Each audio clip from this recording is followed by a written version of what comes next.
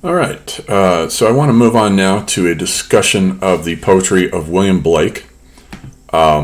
He is almost exactly Goethe's contemporary. Recall that Goethe's dates had been 1749 to 1832. Blake's dates in London are 1757 to 1827. So he lived to be about 70 years old. And what I want to discuss in particular is something that Blake termed his Bible of Hell, which is composed of 4 texts, the marriage of heaven and hell, at the end of which he announces that he's going to produce this Bible of Hell. And then, let's actually pull up an image of Blake here. Here he is. And then after that, the Book of Your Reason in 1794, and then it is followed by the Book of Ahania in 1795 and the Book of Laws in 1795, in the same year for those latter two.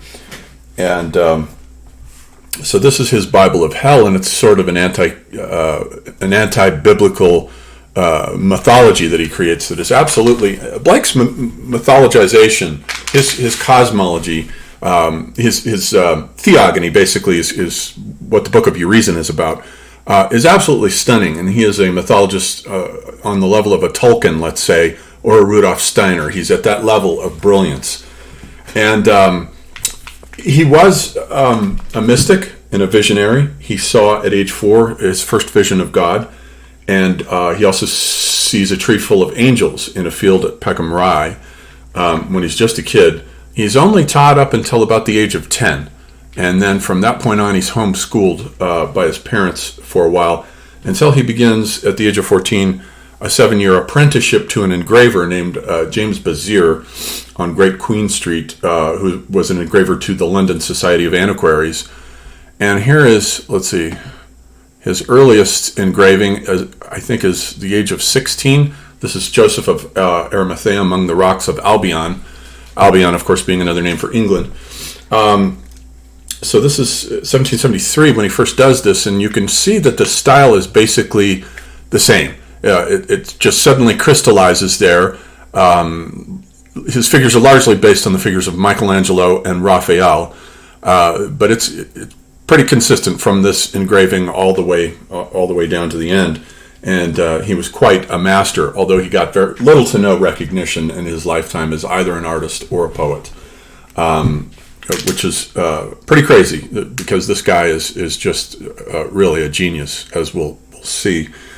And then so we're going to look at that Bible of Hell, but in this video I also want to look at his first book, the first sort of illuminated manuscript. That basically what he's done is to go back and retrieve the medium of the illuminated manuscript.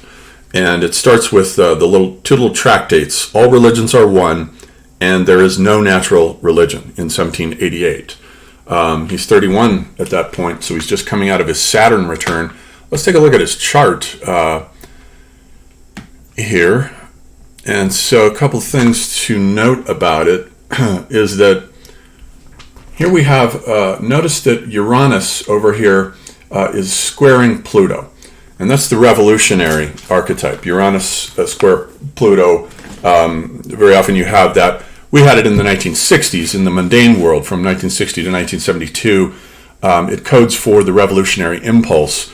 And Blake is fundamentally a revolutionary. And also, as this aspect over here reveals, Neptune, which is the spiritual function, conjunct Mars. That's the spiritual warrior. And Blake was definitely a spiritual warrior on behalf of his own visionary mysticism against the church and against science. And that would be represented by the opposition here of the spiritual warrior archetype there to Saturn. Saturn is the planet that has to do with constriction and restriction, what Blake would term in his poetry the mind-forged manacles, the manacles of society, the manacles of tradition, the manacles of the church. All of these constraining aspects that constrain individuals and put them into the prison house. The cavern, as he'll later put it in some of his poetry, the cavern of the senses. The senses constrict, restrict, and limit us.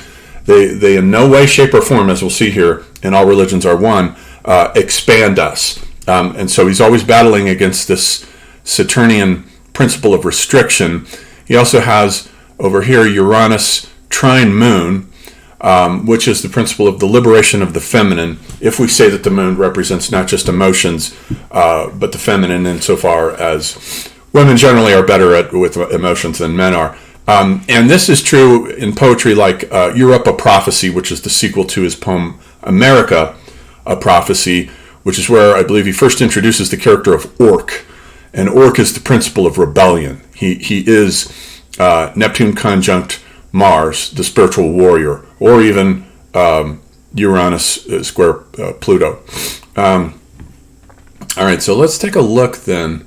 In this video, I want to take a look at his first illuminated book here. And these are engraved on little pieces that are about the size of playing cards, or a little bit less than that. And this first one here, it's written, "The Voice of One Crying in the Wilderness," and it's sort of engraved after Raphael's John the Baptist here. John the Baptist is the voice crying in the wilderness, and here he's pointing the way to the one who will come after him, Christ, of course. But Blake also wants you to think that his figure is pointing the way to the text. Here, turn the pages, is what he's basically saying. But he's also identifying himself with John the Baptist, just as John the Baptist identified himself with Elijah. He was the new Elijah, or the reincarnation even of Elijah, just as Blake sees himself as the new John the Baptist. And then here it is, the title page, "All Religions Are One." This is his little treatise. There's a kind of angelic figure in the background and another Yahvistic looking character. He picks on Yahweh quite a bit. Basically transforms him into his mythological being called Urizen, which basically is Saturn, the principle of restriction that he's always fighting. So let's look at the text here. The argument reads, "As the true method of knowledge is experiment," according to Francis Bacon and the scientific method, "the true faculty of knowing must be the faculty which experiences. This faculty I treat of," and he's going to call this faculty the poetic genius. Doesn't matter what you call it. What it represents is the visionary imagination, the visionary individual, or even what Carl Jung would call the 2 million-year-old man within us. That's what he's going to argue here on behalf of, in opposition to shallow philosophy like John Locke, with his idea that all of our ideas are derived from sense knowledge, sensory experience. They are not. We actually do have innate ideas. We have instincts. The mind is not a blank slate. And that is the side that Blake is going to come down on here with this little tractate. So principle the first, then, is that the poetic genius is the true man, the 2 million-year-old man. It's the Jungian collective unconscious. It is the seat of the visionary imagination. And that the body or outward form of man is derived from the poetic genius, kind of like Aristotle's entelechy is the metaphysical principle that animates all things physical, living things. Likewise, that the forms of all things are derived from their genius. So everything physical is but the crystallization or the concretization of something metaphysical, a metaphysical principle, which by the ancients, he says, was called an angel, a spirit, a demon. Doesn't matter what you call these beings. He's arguing for the shallowness of characters like Newton and Locke. And I think it's interesting, Goethe never read him, but I think it's interesting that both he and Goethe, and I don't think Goethe would have liked him, but both he and Goethe were very anti-Newton. So then we have principle the second. As all men are alike in outward form, so, and with the same infinite variety, all are alike in the poetic genius. Once again, that's the foundations of the human imagination that the human being presupposes and that all civilization presupposes. Everything comes from metaphysics.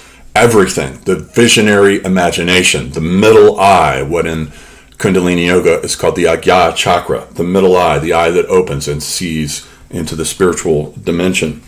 principle of the third here. And he's got these little figures. At first, he just starts with these very unambitious images that are perfectly squared with little kind of decorative figures at the top. And then they get, of course, more and more and more ambitious. Principle of the third is that no man can think, write, or speak from his heart, but he must intend truth. Thus, all sects of philosophy are from the poetic genius adapted to the weaknesses of every individual. This is a very sharp insight here, because it's basically saying that, yes, we all have this poetic genius, this collective unconscious, this visionary imagination, but when it comes to philosophy, when philosophers think, all they can do is think with their own particular biases, their own personal subjectivities, and their own idiosyncrasies. And so with philosophy, you're only ever getting slices of the truth. You're never getting the full story because of the limitations of the human mind, and because certain individuals are inclined toward empiricism. Let's say the Anglo tradition generally is inclined toward empiricism. The German tradition is inclined toward idealism. So different traditions, different cultures, they all filter these fundamental insights down in a subjective way. And then so we have, let's see, principle the fourth, which shows a little character, it looks like a wayfarer walking alone. And it says, as none by traveling over known lands can find out the unknown, so from already acquired knowledge, man could not acquire more. Therefore, an universal poetic genius exists. So this is his refutation of John Locke. In other words, Locke's ridiculous theory that all our ideas come from sense data. How could we ever have the big ideas, what are called in German the ideas of the reason, Vernunft, in opposition to the understanding, Verstand. Verstand is what Locke is naively talking about. And Anglo philosophers generally are pretty shallow. I have to say they're pretty shallow. Materialism doesn't get you anywhere. You might be able to build science with it in a naive way, because even science presupposes a metaphysic, as Immanuel Kant writes about in his early writings, and one of his best books, The Metaphysical Foundations of the Natural Sciences. So then we have principle the fifth, and there will be 7, of course, which is a cosmic number.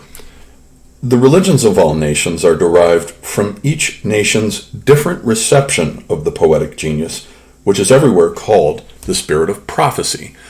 So here again, just as with philosophy, every single individual has to deal with the biases of his thinking. So with respect to all the great world religions, each one of them also is biased, because each one of the great civilizations has its own, what Spengler would call a prime symbol, or an symbol, a primary idea, such as the idea of the physical Apollonian human body, that everything that is Greco-Roman presupposes, just as the idea of the world as a dream is the idea in Hindu metaphysics. Everything is the dream of the god Vishnu. In the West, it's infinite space, the Faustian world. So each one of these civilizations has its own fundamental cosmological and metaphysical bias, so that it slants the truth in a different way. And I would also say that each one of these high civilizations each has its own karmic task to fulfill, just like individual human beings have their own individual karmic tasks. India's karmic task was to create pretty much the greatest and most sophisticated spiritual systems in the world. The Indians, I think, come the closest to getting it right, the truth of reincarnation and karma. The West missed the boat on that. The West's job was to create the idea of the rational individual, the self-responsible subject, a citizen, not as in the Persian world, a subject to a king, the king of kings, as in the case of Darius. And this was what the whole thing of the Persian Wars was fought about.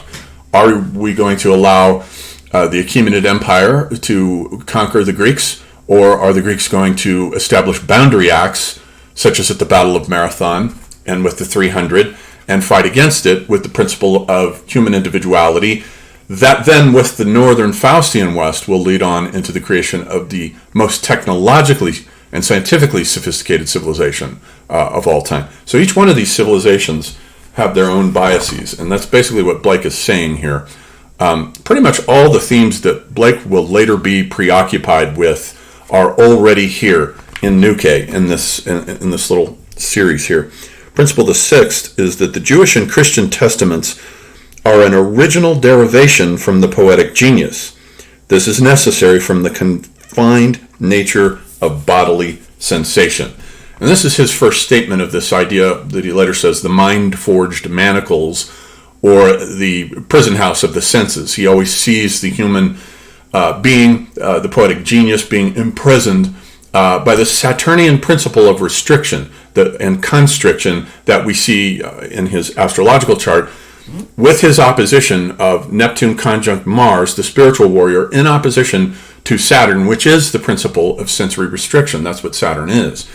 And so it's amazing how in astrology, if you look at the birth chart of any one particular creative individual, you can see that those archetypes that have been aspected in the chart then turn up in that individual's works, whether they're works of art, whether it's literature, poetry. Those archetypes are precisely what that individual channels in and through his art. Okay, and then principle the seventh, then, and the last of them, is that as all men are alike, though infinitely various, so all religions, and as all similars have one source, the true man is the source, he being the poetic genius. And so that's his first sort of illuminated manuscript, and it really does announce all of his themes that he later, as we'll see as we go through the Bible of Hell, unpacks, and then transforms these, what are here basically philosophical ideas. He'll transform them into his own mythology, with Urizen being his transformation of Yahweh, let's say, also Saturn, sort of together, the principle of restriction and reason. Your reason is a pun on your reason, but also on horizon, since Yahweh is the creating being who creates the world through a series of limitations, constant limitations, as we'll see in the first book of Urizen, as it's called. Although he later changed it and dropped the word first to just the book of Urizen. And then the book of Ahania. Ahania is Sophia, the consort of Yahweh in the book of Proverbs. And then Laz, and Laz and his sister Enid Harmon. And so these are all transformations of these philosophical ideas in this first series, All Religions Are One, to mythological ideas, and they are pretty much based on all the basic archetypes that we see, glancing back in his chart here, with Uranus, trine Moon, Neptune, conjunct Mars in opposition to Saturn. This is Urizen right here, and this is his character Orc, who first appears in America, a Prophecy, as the rebel, and the rebel archetype is Uranus square Pluto. And he also has the brilliant trinity here of Mercury, that's the intellect, conjunct Jupiter, conjunct the Sun. So very bright mind this individual has here. This is a very bright constellation. And all right, so then next what we'll do is take a look at the marriage of heaven and hell.